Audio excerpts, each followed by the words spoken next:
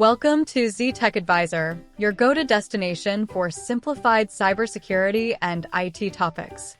We believe that learning about cybersecurity and IT should be enjoyable and straightforward, so we break down complex concepts into easy-to-understand explanations. Get ready to dive into the exciting world of technology with us. Hello, tech enthusiasts. Welcome back to my channel. Today, we're diving into the fascinating world of data de-identification and anonymization. So, buckle up and let's get started. Data de-identification and anonymization are crucial processes that help protect personal information from unauthorized access. By removing or masking identifiers, we can ensure that sensitive data remains secure while still allowing for valuable analysis. Organizations often aim to protect themselves from accidental personal information disclosures by removing identifiable data from their datasets when such information is not necessary for business purposes. This process, known as de-identification, involves systematically eliminating data that could individually identify someone. Common identifiers removed during de-identification include names, social security numbers, and other obvious identifiers. However, basic de-identification measures may not be sufficient to fully protect the information. The issue arises because combining seemingly innocuous data fields can still uniquely identify individuals. A study conducted by Carnegie Mellon University highlights this problem by analyzing 3 commonly retained fields in de-identified datasets: zip code, date of birth, and gender. Individually, these fields might not appear to pose a significant risk. After all, many people share the same birth date, live in the same zip code, or share the same gender. However, the danger emerges when these fields are combined.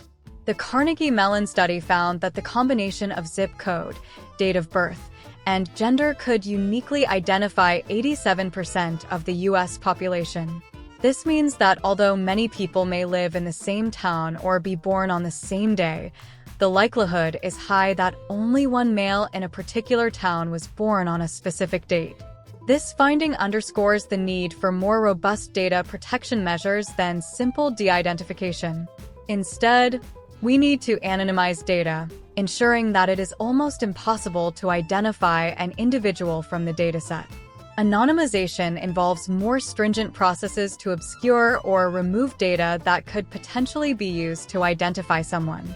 The Health Insurance Portability and Accountability Act, HIPAA, provides a well-regarded framework for data anonymization, offering 2 primary methods for ensuring data cannot be traced back to an individual. The first method is the statistical approach. This approach involves having professional statisticians analyze the dataset to validate that the risk of identifying an individual is very low. Although this method requires access to statistical expertise and still carries a slight risk of accidental disclosure, it ensures a rigorous assessment of the data's anonymity. The second method is known as the safe harbor approach. This method requires the removal of 18 specific data elements that might be used in combination to identify an individual. These elements include not only obvious identifiers like social security numbers and email addresses, but also less obvious ones such as dates of birth and zip codes. The comprehensive list of these data elements can be found on the U.S. Department of Health and Human Services website. Regardless of the method chosen for data de-identification and anonymization, it is crucial to carefully consider the risks and implement appropriate measures to protect the privacy of individuals whose data is being used. This thorough approach helps ensure that while the data remains useful for business purposes, it also maintains the highest standards of privacy protection and minimizes the risk of accidental disclosure. So, how does this process work? Well, there are numerous techniques to consider when de-identifying and anonymizing data. One common method is to replace personal identifiers with generic terms or random values. For instance, you might replace a name with patient or generate a random 6-digit number for a patient ID. This way, the data is still informative, but personal details are kept hidden. Another popular approach is to use hashing algorithms to ensure the privacy of sensitive information like social security numbers or email addresses. This method converts the original text into an encrypted representation without revealing the actual value. Another interesting technique is tokenization, which involves replacing sensitive information with a placeholder value, such as XXXXX, while keeping the rest of the data intact. This way, you can still analyze the data without compromising privacy. And let's not forget about pseudonymization. This involves replacing identifying fields with unique codes without obscuring their meaning completely. In this case, for example, a patient's name might be replaced with a number or code while retaining some identifying characteristics.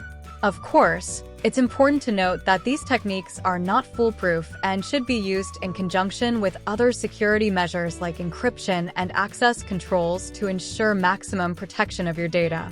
Remember, even if your data is de-identified or anonymized, it's vital to maintain compliance with privacy laws and regulations like HIPAA when handling healthcare information. Here are some real-life examples of how companies use data de-identification and anonymization. 1. Market research companies. These firms often collect large amounts of data for analysis. To protect the privacy of individuals, they use data anonymization techniques before analyzing the data. 2. Healthcare organizations. Hospitals and research labs often collaborate and share patient data for research purposes. To comply with regulations like HIPAA and to protect patient privacy, they anonymize the data before sharing. 3. Tech companies. Companies like Google have built-in tools for data anonymization. For instance, Google Analytics has an IP anonymization tool that helps protect user privacy too. Remember, the goal of data anonymization and de-identification is not just to comply with regulations, but also to maintain the trust of customers and users by protecting their privacy. It's a crucial aspect of responsible data handling in today's data-driven world. And that wraps up our journey into the world of data de-identification and anonymization from Tech Advisor. I hope you found this topic fascinating and useful. If you have any questions or want to learn more about data privacy and security topics like these, don't forget to hit that subscribe button and give us a thumbs up. Thanks for tuning in, folks. Until next time, happy learning.